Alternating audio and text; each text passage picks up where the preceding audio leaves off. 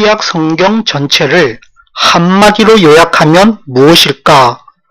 라는 제목으로 말씀 나누겠습니다. 성경은 결국 우리에게 무슨 말을 하고 싶은 걸까요? 가장 중요한 핵심어는 무엇일까요? 먼저 성경은 어떤 책일까요? 모든 성경 기록은 하나님의 영감으로 주신 것으로 교리와 책망과 바르잡음과 의로 교육하기에 유익하니 이것은 하나님의 사람이 완전하게 되어 모든 선한 일에 철저히 갖추어지게 하려 함이라. 디모데후서 3장 16절 17절 말씀. 이 말씀에서 보듯 성경 기록은 그 기원이 하나님의 영감으로 주신 것이고 성경의 용도는 교리와 책망과 바르잡음과 의로 교육하기 위함이고 성경의 목적은 하나님의 사람이 완전하게 되어 모든 선한 일에 철저히 갖추어지게 하려는 데 있습니다.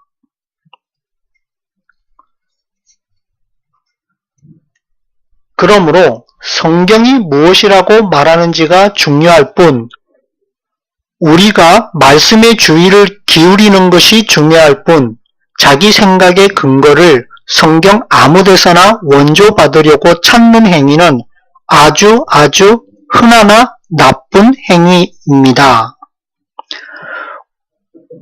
어느 것을 제일 중요하게 생각한다는 것은 그 외의 다른 모든 것들을 차선의 것으로 둔다는 뜻입니다. 그러므로 성경을 다림줄로 삼아 기준으로 삼아 성경의 가장 충실한 해석을 마련하려고 노력해야 할 것입니다. 성경에서 가장 중요한 핵심어는 무엇일까요? 예수님의 대답을 들어보겠습니다. 마가복음 12장에서 서기관들, 즉 성경학자 중에서 한 사람이 그들이 함께 논쟁하는 것을 듣고는 그분께서 그들에게 잘 대답하신 줄 알고 나와 그분께 여쭙되 모든 명령 중에서 첫째 명령은 무엇이니까 하매 다시 말해 성경 전체에서 으뜸되는 가르침이 무엇이냐고 물었습니다. 예수님께서 그에게 대답하시되 모든 명령 중에서 첫째 명령은 오 이스라엘아 들어라. 주 우리 하나님은 한 주이시니 너는 내 마음을 다하고 혼을 다하고 생각을 다하고 힘을 다하여 주 내 하나님을 사랑하라 이니라. 이것이 첫째 명령이니라. 둘째 명령은 곧 이것 첫째 명령과 같으니 너는 내 이웃을 내 자신과 같이 사랑하라 이니라. 이것들보다 더 큰 다른 명령은 없느니라 하시매. 즉 이 둘은 서로 비중이 같으니 이 둘이 곧 전부이니라. 이것과 같으니 라는 말은 비중이 같다는 뜻이고 다른 명령은 없느니라는 말은 이 둘이 전부라는 것입니다. 다른 모든 명령들은 이 둘에 매달려 딸려 있다는 뜻입니다. 그 서기관이 그분께 이르되 옳소이다 선생님이여 한 하나님이 계시고 그분 외에 다른 이가 없으므로 선생님께서 진리를 말씀하셨나이다. 즉 선생님의 성경 해석이 옳소이다. 또 마음을 다하고 지각을 다하고 혼을 다하고 힘을 다하여 그분을 사랑하는 것과 자기 이웃을 자신과 같이 사랑하는 것, 이것이 예배드리기, 즉 전체를 드리는 번제 헌물과 희생물을 다 합친 것보다 훨씬 더 나으니라 하매 니이다 하매 예수님께서 그가 사려 깊게 대답하는 것을 보시고 그에게 이르시되 내가 하나님의 왕국에서 멀리 있지 아니하도다 하시니 그 뒤에는 감히 아무도 그분께 질문하지 아니하더라. 즉 예수님의 성경 해석의 권위에 더 이상 감히 도전하지 못하더라.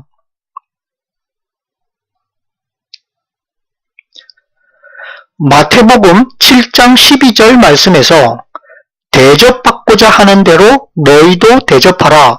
이것이 율법이요 선지자니라.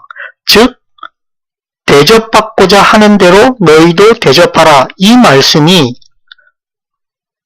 성경 전체의 핵심이라는 뜻입니다.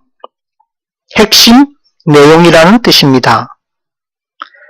요한복음 13장 34, 35절 말씀에서 내가 새 명령을 너희에게 주노니 너희는 서로 사랑하라. 내가 너희를 사랑한 것 같이 너희도 서로 사랑하라. 너희가 서로 사랑하면 이로써 모든 사람이 너희가 내 제자인 줄 알리라 하시니라. 로마서 13장 9절 10절 말씀에서 너는 간음하지 말라. 너는 살인하지 말라. 너는 도둑질하지 말라. 너는 거짓 증언하지 말라. 너는 탐내지 말라 한 것과 그 외에 어떤 다른 소극적인 금지 명령이 있을지라도 그것은 너는 내 이웃을 내 자신과 같이 사랑하라 하신 이 말씀, 즉 자발적인 실천 행위 안에 간략하게 들어있느니라. 사랑은 자기 이웃에게 해를 끼치지 아니하나니 그러므로 사랑은 율법의 완성이니라. 사랑이 성경 전체의 핵심원이라. 그러므로 성경에서 가장 중요한 핵심어는 바로 하나님 사랑, 이웃 사랑, 이 둘을 합쳐서 예수 사랑이라고 합니다. Love God, love people. 이것이 성경 전체의 핵심어입니다. 자, 이제 만약 신구약 성경 전체를 한마디로 요약하기 위해 하나님 사랑, 이웃 사랑, 이 둘 중 꼭 하나만 선택하라고 하면 우리는 무엇을 선택할 수 있을까요? 정답은 이웃 사랑입니다. 왜냐하면 이웃 사랑이 하나님을 사랑하는 구체적인 방법이기 때문입니다.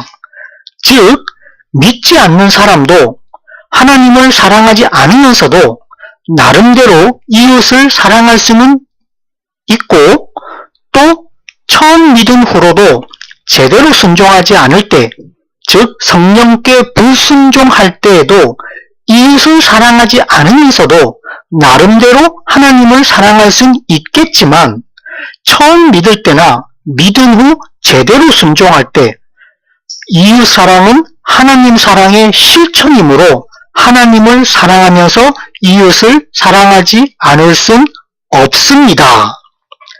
다시 말해 이웃, 특히 교회에 속한 우리 믿음의 식구들을 사랑하는 것은 하나님을 사랑하는 내 속마음이 겉으로 드러난 자연스러운 모습이기 때문에 만약 하나님을 진정으로 사랑한다면 이웃을 사랑하지 않을 수 없습니다. 그러나 만약 하나님을 사랑하지 않으면 억지가 아닌 자발적으로, 즉 생색내기가 아닌 이웃도 사랑할 수 없습니다. 단지 말로만 이웃을 사랑한다고 말할 수 있을 뿐 성령께 순종해 성화되지 않으면 진심에서 우러난 실천이 아예 불가능하기 때문입니다.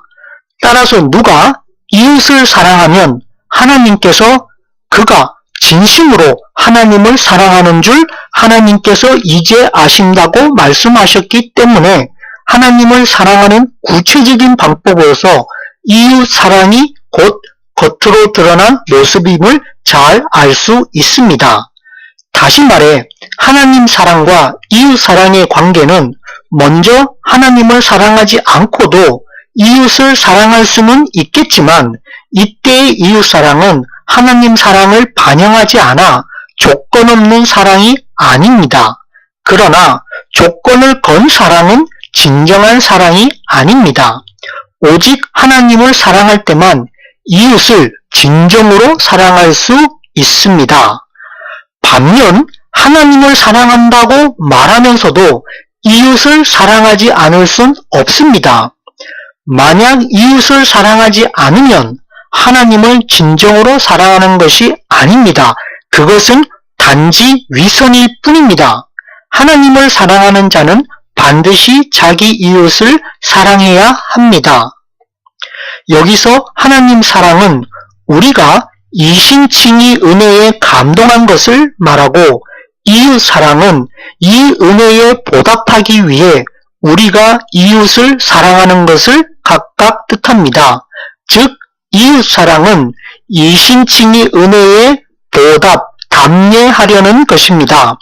먼저 하나님 사랑은 우리가 하나님을 사랑하는 것이 아니라 하나님께서 우리를 사랑하시는 은혜를 말하고 또 우리가 그 은혜를 믿고 따르는 것을 말하며 이는 곧 순종의 핵심인 이웃 사랑으로 그 은혜에 보답하려는 것을 말합니다. 즉 이웃 사랑이 하나님 사랑의 구체적인 방법입니다.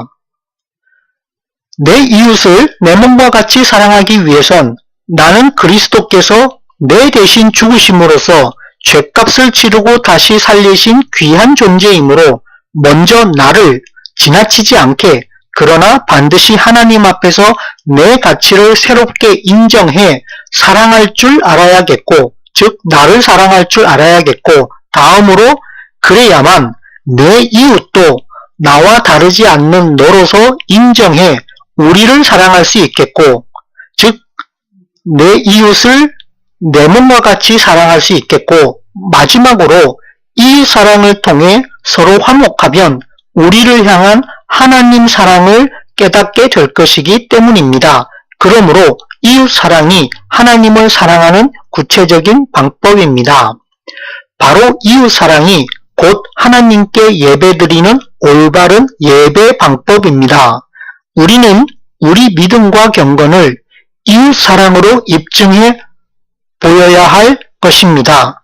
다시 말해 이웃 사랑은 예수님의 새 명령이시고 이웃 사랑이 우리를 성화시킬 것입니다.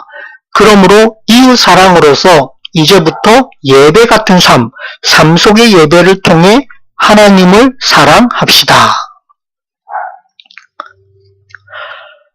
만약 기독교의 궁극 목표를 나의 천국 구원이라고 말한다면 성경에서 가장 중요한 핵심어는 무엇일까요? 정답은 바로 나의 성화입니다. 왜냐하면 먼저 내가 변해 새 사람이 되고 우리 모두가 성품이 변해 예수님 닮아 거룩해지면 자연스레 우리 교회가 예수님께서 그리하셨던 것처럼 이웃 사랑을 실천해 세상이 변하고 교회의 울타리가 점점 커져 온 세상이 사랑과 공의로 가득 차 바로 우리를 향한 하나님의 소원이 우리 교회를 통해 이루어질 것이므로 바로 그때 앞에서 말한 성경 말씀을 주신 근본 이유, 근본 목표를 한 줄로 꿰어 예수 사랑으로 우리가 교회로 모여 이웃 사랑을 실천함으로써 하나님 사랑을 완성하는 것이 될 것이기 때문입니다. 이때 이를 한마디로 말해 예수 사랑이라고 부르는 까닭은 예수님께서 우리와 같이 되셔서 몸소 우리에게 삶의 모본을 잘 보여주셨기 때문입니다. 따라서 성경 말씀을 주신 근본 이유는 우리에게 모본을 잘 보이신 대로 우리가 예수 사랑을 실천하라는 것이며 만약 우리가 먼저 하나님의 참뜻을 알고 실천으로 한 걸음 내디디면 곧 성령께서 우리 마음을 새롭게 변화시켜 우리를 성화의 길로 인도해 우리가 예수님의 성품을 닮아 거룩해지도록 만드실 것이기 때문입니다. 그러므로 우리가 비록 이웃사랑의 실천 행위 그 자체로 천국으로 구원받는 것은 아니지만 믿음 후 반드시 이웃을 사랑하는 실천 행위를 함으로써 우리 성품이 거룩해지면 이 성화 까닭에 우리가 구원받을 것입니다. 그러나 이웃사랑의 실천 없는 말뿐인 거룩한 체함은 가짜이기 십상이므로 오히려 위선으로 될 뿐입니다. 다시 말해 어느 누구든지 내가 변하지 않으면 결단코 아무라도 천국에 못 가십니다. 안 변하면 못 가십니다. 왜냐하면 천국은 마음이 새롭게 변화돼 예수님의 성품을 닮아 거룩해진 사람들만 가는 곳이기 때문입니다. 천국은 진짜 의로워진 의인들만 가는 곳이므로 의롭지 못하면 결단코 못 가십니다. 따라서 지금 이대로는 누구라도 못 가십니다. 진짜 믿었으면 진짜로 바뀌라는 것입니다. 거룩하게. 고린도전서 6장 9절 말씀에 불의한 자가 하나님의 왕국을 상속받지 못할 줄을 너희가 알지 못하느냐. 요한일서 3장에서 이로써 하나님의 자녀들과 마귀의 자녀들이 드러나나니 누구든지 의를 행하지 아니하는 자나 자기 형제를 사랑하지 아니하는 자는 하나님께 속하지 아니하느니라. 나의 어린 자녀들아, 우리가 말과 혀로만 사랑하지 말고 오직 행함과 진실함으로 하자. 무엇이든지 우리가 구하는 것을 그분에게서 받나니 이는 우리가 그분의 명령들을 지키고 그분의 눈앞에서 기쁨이 되는 그 일들을 행하기 때문이라. 그분의 명령은 이것이니 곧 우리가 그분의 아들 예수 그리스도의 이름을 믿고 그분께서 우리에게 명령을 주신 대로 서로 사랑하는 것이니라. 즉 그분께서 주신 명령은 서로 사랑하는 것입니다. 그분의 명령들을 지키는 자는 그분 안에 거하고 그분은 그 안에 거하시나니 그분께서 우리에게 주신 성령으로 말미암아 그분 예수 그리스도께서 우리 안에 거하시는 줄 이 서로 사랑함으로써 우리가 아느니라. 요한일서 4장에서 사랑하지 아니하는 자는 하나님을 알지 못하나니 이는 하나님이 사랑이시기 때문이라. 어느 때나 아무도 하나님을 보지 못하였으되 만일 우리가 서로 사랑하면 하나님께서 우리 안에 거하시고 그분의 사랑이 우리 안에서 완전하게 되었느니라. 어떤 사람이 나는 하나님을 사랑하노라 하고 하면서 자기 형제를 미워하면 그는 거짓말하는 자니 위선하는 자니 자기가 본 자기 형제를 사랑하지 아니하는 자가 어찌 자기가 보지 못한 하나님을 사랑할 수 있으리요. 하나님을 사랑하는 자는 또한 자기 형제를 사랑하라는 이 세 명령을 우리가 그분께 받았느니라. 요한일서 5장에서 우리가 하나님을 사랑하고 그분의 명령들을 지킬 때에 이로써 우리가 하나님의 자녀들을 사랑하는 줄 아나니 우리가 그분의 세 명령들을 지키는 것, 즉 서로 사랑하는 것, 이것이 곧 하나님을 사랑하는 것이니라. 그분의 명령들은 너희에게 겨자씨 한 알만한 믿음만 있어도 결코 이 짐을 서로 나눠지기에 무겁지 아니하니라. 무엇이든지 하나님에게서 난 것은 세상을 이기느니라. 세상을 이기는 승리는 이것이니 곧 우리의 믿음에 따른 사랑의 실천이니라. 오늘은 여기까지 하겠습니다. 감사합니다.